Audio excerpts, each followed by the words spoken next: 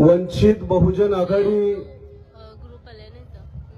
रायगड दक्षिणच्या वतीने आयोजित आजच्या या महाड चौदार तळ्याच्या संग्रामाच्या ऐतिहासिक क्रांतीला अभिवादन करण्यासाठी महाराष्ट्रातल्या वेगवेगळ्या भागातून हजारोच्या संख्येनं या ठिकाणी उपस्थित सर्व फुले शाहू आंबेडकरांना, भारतीय संविधानाला मानणाऱ्या सर्वांना माझा क्रांतिकारी जय भीम। महाडच्या चौदार तळ्याच्या ऐतिहासिक क्रांतीला सलाम करण्यासाठी, अभिवादन करण्यासाठी येतो, पण आम्ही या सगळ्या मंचावर बसलेली माणसंही आदरणीय विनंती करण्यासाठी या ठिकाणी उभे आहोत की एका बाजूला आपले स्वकीय आपल्या घरातले शत्रू आहेत जे बाबासाहेबांचं खातात आणि काँग्रेस भाजपचं गातात, अशा अवलादी काही कमी नाहीत। म्हणजे भाजप, काँग्रेस, राष्ट्रवादी यांच्यासोबत दोन दोन हात करायचा महाराष्ट्रात कुणाच्या दम नाही आहे। त्यांचा बाप आहे फक्त बाळासाहेब आंबेडकर। त्यामुळे तुम्हा सगळ्यांना आमचं पहिलं सांगणं आहे की महाराष्ट्राचा मुख्यमंत्री एकनाथ शिंदे असू द्या, अजित पवार असू द्या की देवेंद्र फडणवीस असू द्या, हे सगळे राजगृहाच्या बाहेर हात जोडून उभे असतात। ही ताकद आहे प्रकाश आंबेडकर। त्यामुळे आम्हाला छोट्या मोठ्या गल्लीतल्या चोरांना नेता म्हणून मानण्याची काही आमच्यावर नामुष्की आणू नका। हे सगळे भामटे जे उभे आहेत आणि त्या भामट्यांना बळी पडणाऱ्या आमच्या सगळ्या वंचित बहुजन समाजातली माणसं 1,500 रुपयात गेले आमच्या लाडक्या बहिणी।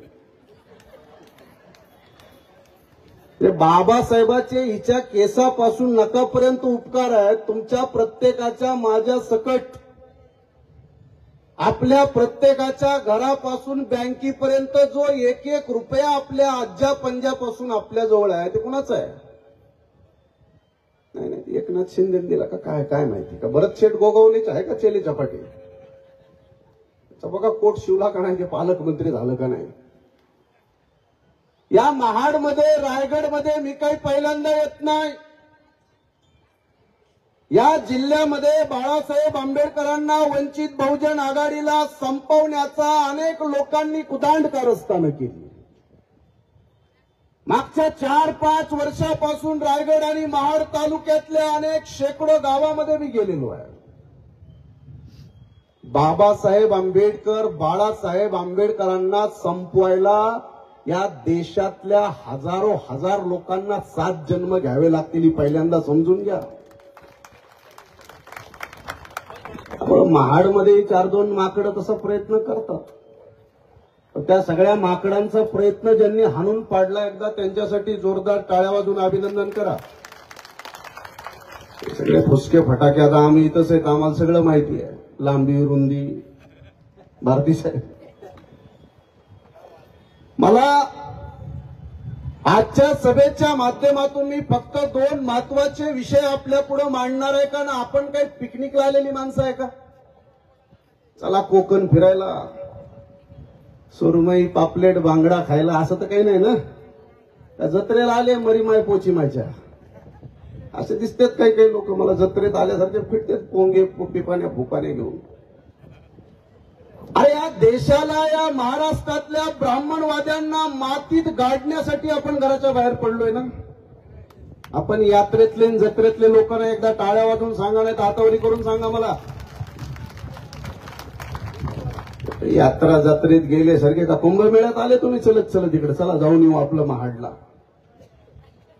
त्यामुळे महाडच्या क्रांतीभूमीमध्ये जितकी माणसं आज उपस्थित आहेत ती सगळी माणसं या देशातल्या जात आणि धर्माचा ज्यांना माज चढलेला आहे त्यांचा माज उतरवण्यासाठी आम्ही महाडमध्ये आलेलो आहे, ते पहिल्यांदा समजून घ्या।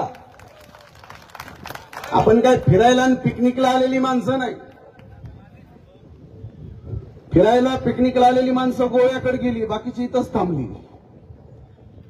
बांधवांनो, भगिनींनो, ज्यांच्यापर्यंत आमचा आवाज पोहोचत आहे त्या सगळ्यांना हे सांगणं गरजेचं आहे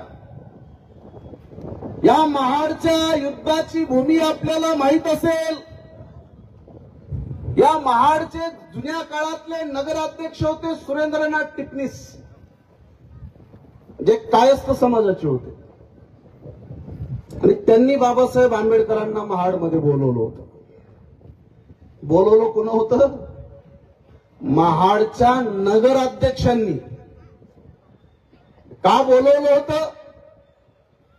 कारण त्या काळातल्या मुंबईच्या महाराष्ट्राच्या विधानसभेमध्ये सी.के. बोले नावाचे ओबीसीचे नेते, त्यांनी मुंबईच्या विधिमंडळामध्ये एक कायदा पास केला. 1922-23च्या दरम्यानची गोष्ट आहे. कायदा पास केला की सगळे सार्वजनिक तळे, विहिरी, पाणवटे सर्व जाती धर्मासाठी खुले करायचा कायदा मुंबई विधानसभेत पास करायला कोणी लावला? सी.के. बोले. ते जुन्या काळातले परिवर्तनाच्या लढ्यातले प्रबोधनकार ठाकरेंच्या काळापासूनचे मोठे नेते, भंडारी समाजाचे सी.के. बोले. आता कायदा सी.के. बोले साहेबांनी मांडला आणि तो कायदा पास झाला, पण त्या कायद्याची अंमलबजावणी होत नव्हती. आजही कायदे आहे ना, झाडाचा कायदा आहे, मातीचा कायदा आहे, वाळूचा कायदा आहे, जनावराचा कायदा आहे. कोणता कायदा नाही आपल्या देशात? मातीपासून, वाळूपासून, झाडापासून, जनावरापर्यंत कायदा आहे. सलमान खानला जेल झाली ती माणसं मारले म्हणून झाली नाही, ती हरण मारलं म्हणून झाली होती. कायदे सगळे आहेत, पण कायद्याची अंमलबजावणी करणारी माणसं नालायक आहेत. आम्ही सगळे बाबासाहेबांवर, संविधानावर भाषण करून आतडे फाटायची वेळ आली काही लोकांची. भाषण बाबासाहेबांवर करायची आणि भाजपच्या मांडीवर बसून, काँग्रेसच्या आणि शरद पवारांच्या मांडीवर बसून बाळासाहेब आंबेडकरांना आंबेडकरी चळवळ शिकवण्याची लाज तरी वाटते का या लोकांना? लाजा विकून खाल्लेत तुम्ही. जर बाळासाहेब आंबेडकरांनी ठरवलं असतं तर बाळासाहेब आंबेडकर उभी हयात या महाराष्ट्राचे, देशाचे कॅबिनेट मंत्रीच राहिले असते की नाही? ठरवायचंय ना फक्त. इथल्या प्रस्थापित देशमुखा पाटलांना सलाम करायचं का नाही तेवढंच ठरवायचंय. त्यांच्या दरवाजात जाऊन गोंडा घोळायचा का नाही तेवढंच ठरवायचंय. पण मी हे तुम्हाला अभिमानानं सांगतो, या महाराष्ट्रातल्या जातीच्या, धर्माच्या देशमुख पाटलांना गुडघ्यावर झुकवणारा नेता आहे बाळासाहेब आंबेडकर. परेशान असतात सगळे नेते.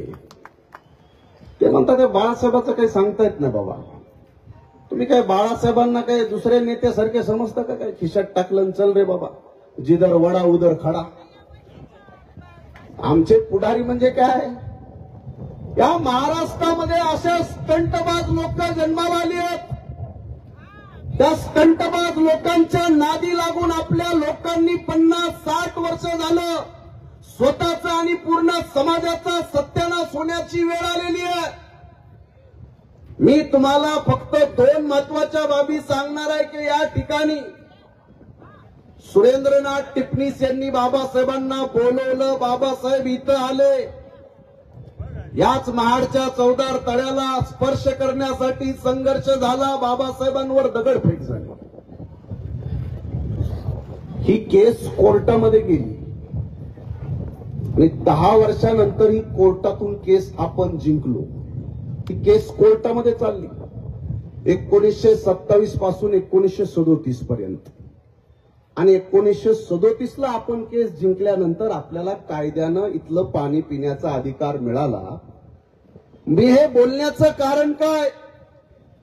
मी हे बोलण्याचं एवढंच कारण आहे की आपल्यातल्या अनेक लोकांना 10-20, 5-50 शेमडे खेमडे माणसं जमतात, जिंदाबाद, मुर्दाबाद, आगे बढो, पीछे हटो एवढं करायचं, स्टंट करायचा, फोटो काढायचे, व्हिडिओ काढायचे आणि आपल्या गपगुमान घरी जाऊन मारायचं. ही महाराष्ट्रातल्या चळवळीची अवस्था आहे. पण आज निवडणूक आयोगापासून मुख्यमंत्र्यापर्यंत, नांदेडमध्ये आपल्या खून झालेल्या अक्षय भालेराव पासून कालच्या परभणीत मेलेल्या सोमनाथ सूर्यवंशी पर्यंत या सगळ्यांची कोर्टामध्ये केस लढणारा नेता आहे बाळासाहेब आंबेडकर. ते तुमचं काय रोडवर उतरून जिंदाबाद मुर्दाबाद केल्यानं भेटतो का नाही? जर असा न्याय भेटला असता तर खैरलांजीमध्ये आपल्या सुरेखा आणि प्रियंका भोतमांगे या पोरींचे तुकडे तुकडे केले, एक एक हात पाय डोकं. 46 आरोपी होते साले, 46च्या 46 आरोपी त्याच्यातून आता बाजूला पडण्याची वेळ आली, ती खटला बंद होण्याची वेळ आली. अहमदनगर जिल्ह्यामध्ये एका मराठा समाजातल्या मुलीसोबत प्रेम करणाऱ्या नितीन आगे नावाच्या मुलाला भर शाळेमधून बाहेर काढून त्याला ठेचून मारलं. त्याला मारताना बघण्यासाठी 28 लोक होते, मारणारे माणसं 13. 7-8-10 वर्षाच्या नंतर कोर्टानं त्या 13च्या 13 मारणाऱ्या लोकांना निर्दोष सोडलं. हे माहिती की नाही आपल्या लोकांना? 28च्या 28 जे जबाब होते, बघणारे आय विटनेस होते, ते सगळ्यांनी जबाब फिरवला. मी महाराष्ट्रातले 2 केस सांगतो आपल्या लोकांना, ज्या खैरलांजीसाठी सगळ्या महाराष्ट्रामध्ये रेल्वे पासून रस्त्यापर्यंत लाखो लोकांनी आंदोलन केलं, पण ज्यांनी खैरलांजीमध्ये 5 लोकांच्या खांडोळ्या केल्या, काय त्यांना फाशी झाली का? सगळे हरामखोर बाहेर मुक्त पडले. नितीन आगेच्या प्रकरणात मुक्त झाले, भीमा कोरेगावच्या प्रकरणात तो भिडे. त्यामुळे नको नको ती माणसं मरायले, हे जिवंतच आहे आणखी म्हातारं. चांगले चांगले माणसं मेले. ते करडीला किडा आणि वक्त्याला पिडा होत नाही म्हणतात, तसं झालंय. ज्यानं भीमा कोरेगावची दंगल घडवली तो मोकाट. आता काल परवा ज्या सोमनाथ सूर्यवंशीला पोलिसांनी पोलीस स्टेशनमध्ये ठेचून मारलं, त्याला मारणारा मुख्य आरोपी अशोक घोरबंड नावाचा पोलीस अधिकारी, आणि त्या पोलीस अधिकाऱ्याला एका लग्नामध्ये घेऊन फिदी फिदी हसणारा बेशरम मुख्यमंत्री एकनाथ शिंदे, आणि तो पोरगा दम्यानं मेला म्हणून सांगणारा देवेंद्र फडणवीस, आणि मेडिकलचा रिपोर्ट सांगतो की त्याला पोलिसांनी ठेचून मारलं, त्याला मल्टिपल इंजुरी झाल्या. आत्ता परवाच्या दिवशी परत बीडमध्ये विकास बनसोडे नावाच्या पोराला असंच मारलं परत. हे काही बंद पडलेलं नाही. उच्चवर्णीय जातीतल्या मुलीसोबत त्याचं प्रेम होतं. विकास बनसोडे आष्टी तालुक्यातल्या पिंपरी गावामध्ये आत्ता 2 दिवस झालं त्यालाही मारून टाकलं. जसं संतोष देशमुखला मारलं तसंच मारलंय त्याला. त्याचंही प्रकरण आम्ही बघतो. महाराष्ट्रात कदाचित काही लोकांवर वेळ आली असेल, काही लोकांवर वेळ आली नसेल. हे महाराष्ट्रभर चालू आहे. कुठल्या ना कुठल्या गावात रोज. मी आदरणीय बाळासाहेब आंबेडकरांच्या वकील आघाडीचं काम पाहत असल्यामुळे तुम्हाला मी पूर्ण विश्वासानं सांगतोय, रोज माझ्याकडे अॅट्रॉसिटीचे महाराष्ट्रातले 2-4 कॉल रोज येतात मला, आणि त्या प्रत्येक माणसाला न्याय देण्यासाठी आदरणीय बाळासाहेब आंबेडकरांची माझ्यासारख्या हजारो वकिलांची फौज तुमच्यासाठी मोफत महाराष्ट्रभर काम करणारी फौज आहे. बांधवांनो, आपल्या सर्वांना माझी विनंती आहे की हे सगळं चालू असताना तुम्ही बघत असाल की संतोष देशमुखची हत्या झाली, अतिशय भयंकर हत्या झाली, पण एक आमदार सुरेश धस त्यानं सगळं सभागृह डोक्यावर घेतलं की नाही? तुमचा कोणता आमदार आहे? कुठे आहे? जेव्हा आम्ही म्हणतो की अरे आपला स्वतःचा आमदार खासदार निवडा, भाड्याच्या माणसावर राहू नका. नाही नाही, ते काँग्रेसमध्ये असलं तरी आपलंच आहे, ते बीजेपीत असलं तरी काय होतं, ते आपलंच आहे. आमच्या लोकांच्या भूमिका, आणि जेव्हा तुमच्या लोकांचे खून होतात, साधे पोलीस स्टेशनमध्ये तुमच्या साध्या एफआयआर नोंदवून घ्यायला तयार नाहीत. महाराष्ट्रातल्या पोलिसांना हाताला धरून या महाराष्ट्रामध्ये आपल्या तरुण पोरांचे एन्काउंटर चालू आहेत. रोडवर जो उतरतो त्याच्यावर खटले लावले जातात. 353चे 5-5 वर्ष आपले हजारो पोरं जेलमध्ये सडतायत. माहितीये का तुम्हाला? तुम्हाला काय वाटतं की रोडवर येऊन बोलणं, मंत्र्याच्या विरोधात बोलणं, आमदाराच्या विरोधात बोलणं अरे ही लोक आम्हाला डोळ्यात घेतात, ही आम्हाला डोक्यात ठेवतात आणि यांना विरोध करणाऱ्या माणसांना वेगवेगळ्या आरोपाखाली अडकवतात. बांधवांनो, आपल्या सगळ्यांना माझी विनंती आहे की आम्ही बाळासाहेब आंबेडकरांच्या नेतृत्वात असल्यामुळं महाराष्ट्रातल्या पोलिसांना सुद्धा हजारदा विचार करावा लागतो वंचित बहुजन आघाडीच्या कार्यकर्त्यावर बोट ठेवताना. ही सुरक्षा आहे आम्हाला. आणि कुठल्या बुजगावण्यांना नेता समजण्याची भूल करू नका. हे सगळे 18 नकेन खेटर राखी आहेत. आता काय कुणाची नावं घेऊन तुम्हाला काय सांगू? कोणता नेता आहे? नेता म्हणजे काय? या महाराष्ट्रातले, देशातले स्वतःला मंत्री, मुख्यमंत्री म्हणणारी माणसं जर महाराष्ट्रात कुठल्या नेत्याचा दरारा असेल आणि कुठल्या नेत्याची दहशत असेल या ब्राह्मणवाद्यांवर, तो नेता एकमेव बाळासाहेब आंबेडकर आहे. बाकीच्यांना नेता समजण्याची भूल करू नका. बाबासाहेब आंबेडकरांनी आंदोलन केलं आणि आंदोलन केल्यानंतर भारती सर बाबासाहेब रायगडच्या किल्ल्यावर गेले. रायगडाच्या किल्ल्यावर जाऊन बाबासाहेब आंबेडकरांनी शिवाजी महाराजांच्या सिंहासनाचं दर्शन घेतलं. बाबासाहेब आंबेडकरांना त्या काळचे जे राजाराम महाराज होते, त्या राजाराम महाराजांनी पन्हाळगडावर 2 एकर जमीन बाबासाहेबाला दान दिली. बाबासाहेबांच्या नावावर आजही पन्हाळगडावर राजाराम महाराजांनी बाबासाहेबांच्या नावावर दिलेली जमीन आहे. आता हा मुद्दा मी यासाठी सांगितला, वर्षभरापूर्वी बाळासाहेब आंबेडकर औरंगाबादच्या खुलताबादच्या औरंगजेबाच्या कबरीवर गेले होते. बघितलं का?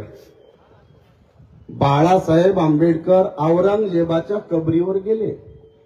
कारण ज्या औरंगजेबाला बाहेर काढून महाराष्ट्रात दंगली चालू आहेत, त्या औरंगजेबाला परत त्या कबरीत दफन करायचं काम कोणी केलं? बाळासाहेबांनी जाऊन दफन केलं. आता परत ते छावा चित्रपट आला, औरंगजेब परत बाहेर निघाला. चालू आहेत दंगली. आता काही लोक म्हणतात मराठे गद्दार. पटत नाही लोकांना. बाळासाहेब आंबेडकरांनी 1 वर्षापूर्वी सांगितलं होतं, जयचंद शोधा. महिला मंडळ, कळतंय ना काही? भगवान ने धरती पे भेजा मगर भेजे में भेजा ही नहीं भेजा.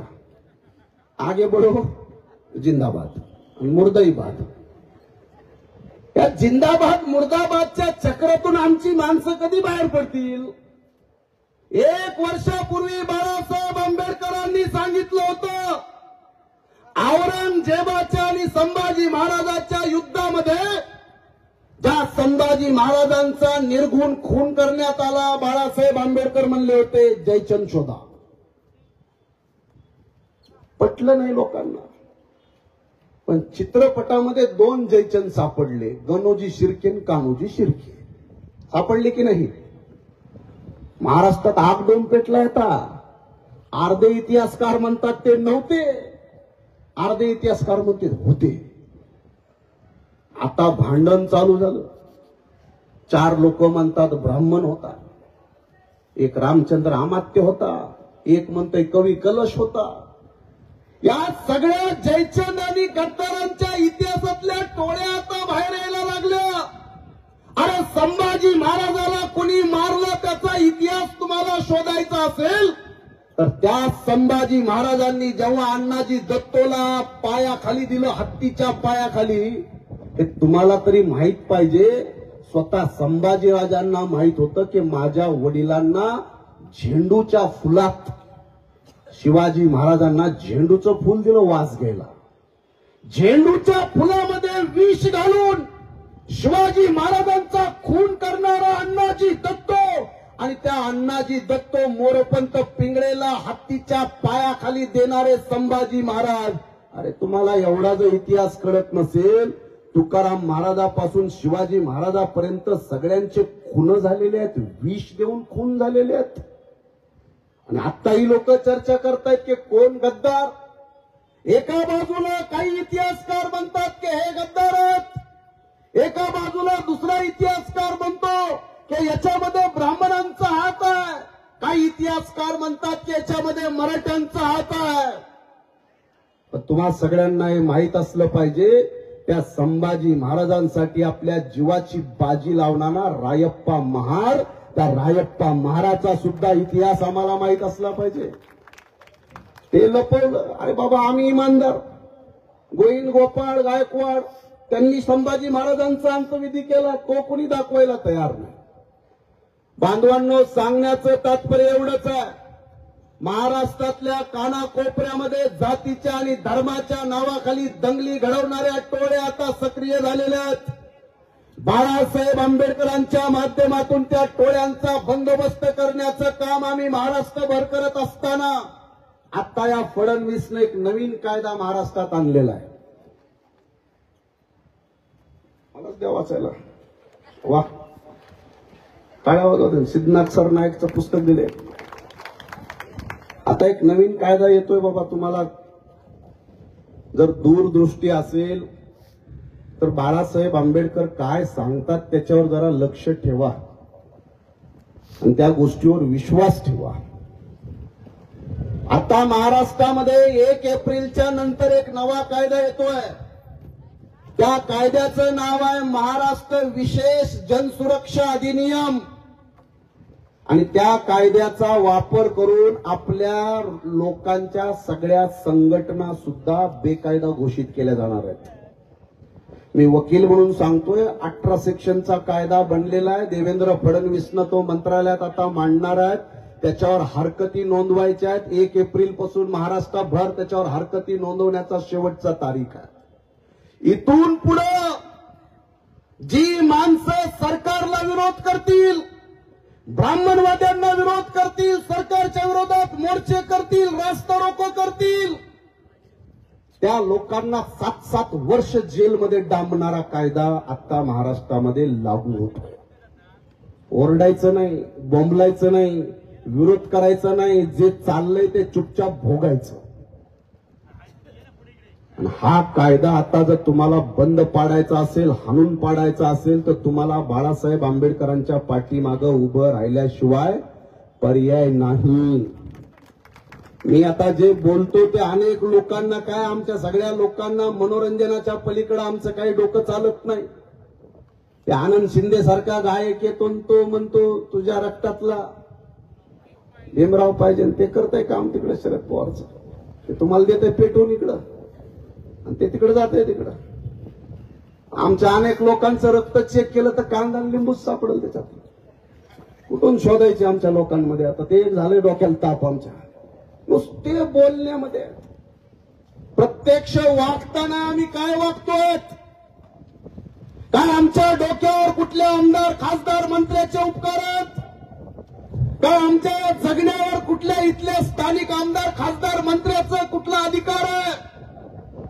अरे साधा तुम्हाला कुणी एखादी इंदिरा आवास योजनेतली, रमाई आवास योजनेतलं, एसआरएतलं एखादं घर दिलं, एखाद्या बँकेनं कर्ज दिलं, एखाद्यानं लग्नात मदत केली, तर तुम्हाला ती माणूस देव वाटतो. आणि ज्या बाबासाहेब आंबेडकरांनी तुमच्या माझ्या 1760 पिढ्यांचा उद्धार केला, त्यांच्या उपकारांचा कोण हिशोब देणार हो? त्यांच्या उपकाराचा हिशोब कोण देणार? जिथं जिथं आम्ही महाराष्ट्रात जातो, आमच्या गल्ली बोळातली माणसं आम्हाला सांगतात, या आमदारानं हे केलं, त्या खासदारानं ते केलं. अरे हे त्यांना तुमचे तोंड सुद्धा बघू वाटत नव्हते रे. मार मांग ढोर चांबार या गावा कुसाबाहेर फेकलेल्या तुमच्या जाती, ज्या जातीचं तोंड बघण्याची कुणाला इच्छा नव्हती, इथल्या सगळ्या प्रस्थापितांना त्या जातीच्या पाया पडायला लावणारा नेता बाबासाहेब आंबेडकर आहे. आता पाया पडतात पण ते फक्त मतदानाच्या दिवशी पडतात. बाकीच्या दिवसाचा काय संबंध आहे? इथं बसलेल्या सगळ्या लोकांना याची जाणीव असेल ना. तुमची माझी किंमत फक्त मतदानाच्या दिवसाची आहे. मत, या मतासाठी हे घाबरतात. बाकीचं त्यांना तुमच्या माझ्या सुखदुःखाचं, जगण्याचं, मरण्याचं, तुमची मुलं बेरोजगार आहेत का, तुमचे आई वडील कोणत्या हॉस्पिटलमध्ये ऍडमिट आहेत, की तुमची घरं बर्बाद झाली आहेत, काही घेणं देणं नाही. त्यांना फक्त मत पाहिजे. बरं, हे मत तुम्हाला मिळवून द्यायचं काम बाबासाहेब आंबेडकरांचं, आणि त्याच बाबासाहेबांचा गळा घोटण्याचं काम महाराष्ट्रात सुरू आहे. सुरू आहे की नाही? पंजाचं कमळाचं बाणाचं छक्क्याचं बटन दाबणं म्हणजे काय दाबणं हो? बाबासाहेब आंबेडकरांच्या विचाराचा गळा घोटण्याचं काम चालू आहे. ज्या महापुरुषानं तुम्हाला या दलदलीतून मुक्त केलं, या गरिबी, गुलामी आणि जातीच्या आणि या सगळ्या महाराष्ट्रातल्या रान बोक्यांच्या तावडीतून तुम्हाला ज्यांनी बाहेर काढलं, आज आमची माणसं छोट्या छोट्या गोष्टीला बळी पडतात. आमच्याकडे टीव्ही चॅनल नाहीये. टीव्ही चॅनल उघडले की नरेंद्र मोदी दिसेल, देवेंद्र फडणवीस दिसेल, उद्धव ठाकरे दिसेल, कुठं तुम्हाला शरद पवार दिसेल. अरे टीव्ही चॅनल आमचे नाहीयेत. कोणत्या टीव्ही चॅनलवर जर आमचं काय म्हणणं दाखवलं गेलं असतं तर आम्हाला अशी भाषणं करायची वेळ आली नसती. आमच्या लोकांना अंधारात ठेवलं जातं. आमच्या लोकांना सत्य काय ते लपवलं जातं. आमची माणसं काय निवडणुकीत प्रचार होता. निवडणुकीत प्रचार बाळासाहेब ठाकरेचं पोरगे उद्धव ठाकरे संविधान वाचवणार. बाबासाहेब आंबेडकरांचा नातू बाळासाहेब आंबेडकर नाही ते संविधानाच्या विरोधात आहेत म्हणत होते की नाही लोक. संविधान कोण वाचवणार? शरद पवार संविधान वाचवणार. आणि ज्या काँग्रेसनं स्वतः बाबासाहेब आंबेडकरांना दोनदा लोकसभेत पाडलं, त्या काँग्रेसची औलाद राहुल गांधी संविधान वाचवणार. ज्यांनी संविधान निर्माण केलं त्या बाबासाहेबाचा नातू काय करणार म्हणे? नाही बाळासाहेब म्हणजे जरा संविधानाच्या विरोधातच गेले हो. आणि संविधान कोण वाचवणार? राहुल गांधी वाचवणार, उद्धव ठाकरे वाचवणार, शरद पवार संविधान वाचवणार. हा महाराष्ट्रातल्या लोकांमध्ये प्रचार झाला आणि महाराष्ट्रातली अर्धगाबुडी माणसं त्यांच्या प्रचाराला बळी पडली. काही माणसं पाकिटं घेऊन बळी पडली, काही माणसं दारू मटणच्या आमिषाला बळी पडली. अरे साधा सुद्धा विचार केला नाही. आज बाळासाहेब आंबेडकरांचं वय किती आहे? 70च्या आसपास वय बाळासाहेब आंबेडकरांचं. बाळासाहेब आंबेडकरांची ओपन हार्ट सर्जरी झाली आहे. 70 वर्ष झालं तरी महाराष्ट्राच्या कानाकोपऱ्यामध्ये रोज सोमनाथ सूर्यवंशीला मारलं तर बघायला कोण जातो? अक्षय भालेरावचा खून झाला तर डोळ्यातले अश्रू पुसायला कोण जातं? तो पारधी समाजाचा असेल, मातंग समाजाचा असेल, महाराष्ट्रातल्या कुठल्याही जातीच्या माणसाचे जेव्हा मुडदे पडतात ना, त्यांना वाचवायला धावून जाणारा एकच नेता असतो, आदरणीय बाळासाहेब आंबेडकर. हे पहिल्यांदा समजून घ्या. ज्यांचे पोट भरलेत त्यांना कदाचित हे पटणार नाही. ज्यांची घरदारे टोले जंग इमारती उभ्या झाल्या आहेत बाबासाहेबांच्या चळवळीचे सौदे करून, बाबासाहेबांच्या विचाराला बैमान होऊन, कदाचित त्या लोकांना वाटत नसेल गरज, पण आजही प्रत्येक खेड्यापाड्यातल्या जात आणि धर्माच्या रानबोक्यांपासून आपल्या समाजाला सुरक्षा देण्यासाठी प्रकाश आंबेडकरांची गरज आहे. हे पहिल्यांदा समजून घ्या. ही व्यवस्था ती काय आपल्याला कोण ऐकणार हो? तुमच्या माझ्यासारख्या माणसाला 4 पोलिस जर लावले ना, पोलिसांनी एक हवेत गोळी मारली तर आमचे लोक अर्धे चड्डीत मुततील आमचे. ही काही साधी गोष्ट आहे? अरे पोलिसांच्या मंत्र्यांच्या विरोधात उभं राहून इथल्या व्यवस्थेला झुकवणं एवढं सोपं नाहीये. आणि पोलिसांनी आपल्याला गोळ्या घातल्या ना तर पोलिसाला मेडल भेटतात. त्यांना डिस्क्रिशनरी पॉवर आहे. त्यामुळे आपल्या सगळ्यांना माझी एवढीच विनंती आहे की आज ज्यांची दहशत आहे, ज्यांना घाबरलं जातं ते बाळासाहेब आहेत. मी आपल्या सगळ्यांना विनंती करतोय, ज्या ज्या भागातून आपण आले असाल, आपल्या सगळ्यांना ईव्हीएम मशीनीचे मत चोरण्यापासून ते आपल्या समाजातल्या लोकांना भ्रमित करण्यापर्यंत सगळ्या पद्धतीनं आपल्या आंबेडकरी चळवळीला बाळासाहेब आंबेडकरांना अडवलं जातं. आज बाळासाहेब आंबेडकरांनी एक महत्वाची घोषणा केली आहे, कदाचित तुम्ही ऐकली असेल, की मी लवकरच बुद्ध गयेला येणार आहे. कोणी ऐकली घोषणा? आपल्याला काय नमो तसं जसं होईल पाठ आहे सगळ्यांना. आपल्यातल्या अनेक लोकांना माहित नाही की बुद्ध गयेच्या मंदिरावर सुद्धा ब्राह्मणांचा ताबा आहे. ते काय आपल्या ताब्यात आहे का? ती दीक्षाभूमी, तुम्हाला वाटत असेल दीक्षाभूमी आपली आहे, त्याच्यावर सुद्धा नितीन गडकरी देवेंद्र फडणवीसचा ताबा, आपलं नाही. आपण फक्त दर्शनासाठी त्या बौद्ध गयेला वर्षाला 106 कोटी रुपयाचं दान येतं. ते दानावर कुणाचा ताबा आहे? सगळ्या ब्राह्मणवाद्यांचा ताबा. बांधवांनो, बुद्ध गया गेल्या जवळपास 150 वर्षापासून ब्राह्मणवाद्यांच्या ताब्यात आहे. आपली माणसं इकडेच असतं. आपलं भारत बुद्धमय करायचं ना, आपल्या ताब्यात आपलं स्वतःचं, जिथं बुद्धांना ज्ञान प्राप्ती झाली ती बुद्ध विहार आपल्या ताब्यात नाही आहे. जी माणसं त्या बुद्ध विहाराला सोडवण्यासाठी जातात तिथले जे गुंड आहेत, आता जो अध्यक्ष आहे तिथला डॉक्टर त्यागराजन, एक ब्राह्मण तिथला अध्यक्ष आहे, तो अरविंद कुमार सिंग, तो मिथुन मांझी आणि ती रेवती नावाची एक बाई आहे. त्या 4-5 लोकांच्या ताब्यात आहे सगळं बुद्ध विहार, बुद्ध गया. माणसांना मारलं जात आणि जिथं बुद्धाची मूर्ती आहे त्या मूर्त्यांना हे लोक सांगतात हे 5 पांडव आहेत. बुद्धाच्या आईची तिथं मूर्ती आहे, महामायाची. ते लोक म्हणतात हे काय द्रौपदी आहे. ही अवस्था आता बिहारमध्ये सुरू आहे आणि आपल्या बौद्ध भिक्षूंना अक्षरशः पोलिसांनी जुलमी अन्याय करून बौद्ध भिक्षू तिथून पिटाळून लावले. जे बिचारे उपोषणाला बसले होते, तो अन्याय बघितल्यानंतर बाळासाहेब आंबेडकरांनी घोषणा केली की तुम्ही आमच्या निरपराध बौद्ध भिक्षूंवर अन्याय करताय. आता मी स्वतः बुद्ध गयेमध्ये येतो, मी बघतो कोण अन्याय करतोय ते. त्यामुळे येणाऱ्या काळामध्ये बुद्ध गया टेम्पल ऍक्ट हा 1949चा कायदा रद्द करण्यासाठी आणि महाराष्ट्रात येऊ घातलेला जनसुरक्षेच्या नावाखाली एक अत्यंत भयानक कायदा महाराष्ट्रात येतोय. या कायद्यानुसार 7-7 वर्षाची शिक्षा आहे.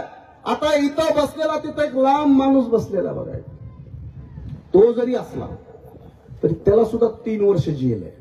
हे काय सांगतोय, कसा कायदा आहे हा? कायदा म्हणजे फक्त मला नाही, फक्त बोलणारा नाही, ऐकायला बसलेल्या सुद्धा माणसाला 3 वर्ष जेल आहे. असा पैसे देणाऱ्याला जेल आहे. 5-5 लाखाचे दंड आहेत, 3-3 लाखाचे दंड आहेत. 7 वर्षाची जेल, 3 वर्षाची जेल, 2 वर्षाची जेल. तुम्हाला कदाचित एप्रिल महिन्यामध्ये आंबेडकर जयंती साजरी करत असल्यामुळे कदाचित हे समजणार नाही.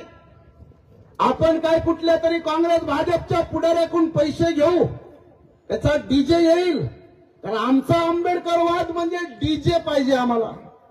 जो चांगला डीजे देईल तो आमचा नेता. ही महाराष्ट्रातल्या चळवळीची आणि महाराष्ट्रातल्या आंबेडकरी चळवळीची भूमिका असेल तर तुम्हा सगळ्यांना माझं एवढंच सांगणं आहे की आंबेडकर जयंतीत नाचा. आम्ही पण नाचतो, पण एकदा महाराष्ट्रातल्या ब्राह्मणवाद्यांच्या छाताडावर नाचा. ही वंचित बहुजन आघाडीची भूमिका आहे. कुठल्याही बदमाश माणसाचा 1 रुपया घ्यायचा नाही. बाळासाहेब आंबेडकरांनी सांगितलेलं आहे की आपल्या स्वतःच्या मेहनतीच्या पैशातून स्वतंत्र कोणत्या काँग्रेस भाजपच्या राष्ट्रवादी शिवसेनेच्या पुढाऱ्याच्या पैशावर बाबासाहेब आंबेडकरांची जयंती साजरी करायची नाही. येणाऱ्या एप्रिल महिन्यामध्ये कदाचित आपला संपूर्ण समाज बाबासाहेबांच्या जयंतीला साजरं करत असताना हा महाराष्ट्रातला भाजप आणि शिवसेनेचे बदमाश लोक हे बिल लागू करण्याच्या तयारीमध्ये असतील. त्यामुळं मी जे बोलतोय, मी काय फक्त भाषण करण्यासाठी आलो नाहीये. आपल्याला भविष्यात काहीतरी एक मोठं काम करायचं आहे. या कामाला तुम्ही सगळे तयार आहे का? मी बोलतोय ते पटत असेल तर हातवरी करून सांगा. कारण मला माहिती आहे बसलेली माणसं ही सगळी स्वाभिमानी माणसं असतात. एकतर महाडला येणारी माणसं स्वाभिमानी माणसं आहेत. त्यामुळे तुम्हा सगळ्यांना माझी विनंती आहे, सगळा महाराष्ट्र जरी आपल्या विरोधात असला, या महाराष्ट्रातले मोठे मोठे राजकीय पक्ष आणि पुढारी टाटा, बाटा, गोयंका, मित्तल, सहारा, रिलायन्स, गोदरेज, बजाज सारखे उद्योगपती जरी आपल्या विरोधात असले तरी तुमच्यासारखे लाखो लोक हे आंबेडकरी चळवळीवर प्रेम करणारी माणसं आहेत. मनोज जरांगे पाटील किती लोकांनी बघितले, किती किलोचा माणूस आहे बघितलं ना. वजनच सांगतो मी डायरेक्ट, थांबवतो. हा अडीच नका म्हणून असं नका 40-45 किलो. मनोज जरांगे पाटील किती किलो आहे? पण मुख्यमंत्री येतो का नाही ज्यूस घेऊन, येतो की नाही? रे बाबा तुझ्या पाया पडतो. तुम्हाला एवढ्यासाठी मी सांगतो की माणसाची उंची किती, वजन किती, त्याचं आंदोलन कोणतं आहे, त्या मराठा आरक्षणाला आपला विरोध आहे, समर्थन आहे, मी या फंद्यात पडत नाही. मी तुम्हाला एवढंच सांगतो की त्या जरांगेच्या मागे जेव्हा लाखो लोक उभे होतात ना, तेव्हा मुख्यमंत्र्याला सुद्धा गुडघ्यावर बसून माफी मागावी लागते. ही ताकद आहे पब्लिकमध्ये. जेव्हा लाखो लोक मैदानात उतरतात, ठीक आहे आपले आमदार नाहीयेत, खासदार नाहीयेत, मंत्री नाहीयेत, मी तुम्हाला इथं पूर्ण विश्वासानं सांगतोय की खुद्द बाबासाहेब आंबेडकर 2 लोकसभा लढले आणि दोन्ही लोकसभा पडले. बाबासाहेब काही जिंकले का? हुशार लोकांनी पाडले आणि ज्यांनी पाडले त्यांचे झेंडे घेऊन लोक फिरतात आपले. आगे बढो. अरे ज्यांनी बाबासाहेबाला पाडलं, भैया साहेबांना पाडलं, बाळासाहेबांना पाडलं, आनंदराज साहेबाला पाडलं, भीमराव साहेबाला पाडलं, बाबासाहेब आंबेडकरांचं अख्खं खानदान ज्यांनी निवडणुकांमध्ये पाडलं, त्या लोकांवर तुम्ही विश्वास ठेवता. तुम्हाला थोड्या तरी लाजा वाटल्या पाहिजे. इकडं शाहू महाराजाचा वंश उभा होता कोल्हापूरमध्ये. छत्रपती संभाजी काय शाहू महाराज कोल्हापूरमध्ये उभा होता ना. शाहू महाराजाच्या रक्ताचा वारस. सगळे लोक आमचे पाठिंबा दिला पाहिजे, पाठिंबा दिला पाहिजे. दिला, जिंकले. साताऱ्यामध्ये शिवाजी महाराजाचा वंश उभा होता, त्यांनाही लोकांनी खासदार केलं. आणि बाबासाहेबाची नातवंड, बाबासाहेबाची मुलं उभे राहतात तर लोक पाडतात त्यांना. लाजा वाटतात त्या पदाधिकाऱ्यांना. बरं पाडलं तर पाडलं, तुम्हाला बाबासाहेबांना कुठल्याच परिस्थितीत तुम्हाला आंबेडकर मान्य नाही. जुन्या काळात तुम्हाला बाबासाहेब आंबेडकर मान्य नव्हते, आजच्या काळात तुम्हाला बाळासाहेब आंबेडकर मान्य नाहीत. कारण बाळासाहेब आंबेडकर तुमच्या इशाऱ्यावर नाचणारा नेता नाहीये, तुम्हाला गुडघ्यावर आणणारा नेता आहे. तुमच्या मागे जिंदाबाद मुर्दाबाद करणारा नाही. म्हणून लोक ठरवून बाळासाहेबांची बदनामी करतात. त्या बदनामीपासून आपल्या समाजानं सतर्क राहावं. मी आज जे आपल्या सगळ्यांना बोलतोय की येणाऱ्या काळामध्ये आपण 2 महत्वाच्या गोष्टीसाठी आंदोलन करणार आहोत. त्या दोन्ही आंदोलनामध्ये आपापल्या भागात आपण सगळ्यांनी सहभागी व्हा. मी तुम्हाला हे पूर्ण विश्वासानं सांगतो, आमदार खासदार नसले हरकत नाही, तरी सुद्धा सरकार झुकवण्याची आणि आपल्या लोकांचे प्रश्न सोडवण्याची ताकद वंचित बहुजन आघाडी बाळासाहेब आंबेडकरांमध्ये आहे. त्या ताकदीला, बाळासाहेबाची ताकद काय आमदार खासदारापुरती मर्यादित धरू नका. बाळासाहेबाची ताकद ही लाखो करोडो लोकांचा आशीर्वाद आणि त्यांच्या शुभेच्छा, ही बाळासाहेबांची ताकद आहे. मी अधिकच न बोलता आपल्या सगळ्यांना एवढेच सांगेल की लगाम जुल्मों के सिलसिलों पर भी लगेगा. लगाम जुल्मों के सिलसिलों पर भी लगेगा. और जय भीम का नारा संसद के ऊपर भी लगेगा. जय भीम का नारा संसद के ऊपर भी लगेगा. घर के ऊपर जो तेरे लगा है नीला झंडा, तो कोशिश तो कर यार, एक दिन वो लाल किले पर भी लगेगा. आता ही लढाई काही नुसती भाकरीची लढाई नाहीये बाबा. हे पोटासाठी करावं लागतं. असे रोज माणसं भेटतात आम्हाला. काय साहेब पोटासाठी ना. अरे बाबासाहेब आंबेडकरांची 4-4 मुलं औषध उपचाराच्या अभावी मेली, आपणच सांगतो ना. पोटासाठी करावं लागतं. मी तुम्हाला एवढंच सांगतो की भाकर कुत्र सुद्धा खातं, पण कुत्र फेकलेल्या भाकरी खातं, शिळ्या उष्ट्या खरकट्या आणि बेइज्जत भाकर. आपली लढाई फेकलेल्या भाकरीसाठी नाही. बाबासाहेब जन्मल्यानंतर तुम्हाला भाकर खायला भेटली हे भ्रम आहे, भ्रम. बाबासाहेब जन्माच्या अगोदर काय आपली माणसं काही शेण खात होती का? खातच असतील ना. बाबासाहेबाच्या अगोदर इथल्या देशमुखा पाटलांच्या येसकरक्या करून भिका मागून जगलेली आपली माणसं. बाबासाहेबाच्या जन्माच्या अगोदरची भाकर ही भीक मागून बेइज्जतीची भाकर होती. बाबासाहेबाच्या जन्मानंतरची भाकर ही इज्जतीची आणि स्वाभिमानाची भाकर आहे. त्यामुळे त्याच्यातला फरक समजून घ्या. आजही आपल्या लोकांना इथले काँग्रेसचे, भाजपचे सत्ताधारी लोक खाऊन खाऊन पोट फुटल्यानंतर जे उष्ट खरकट आहे ना, ते आपल्या लोकांच्या तोंडावर फेकून मारतात.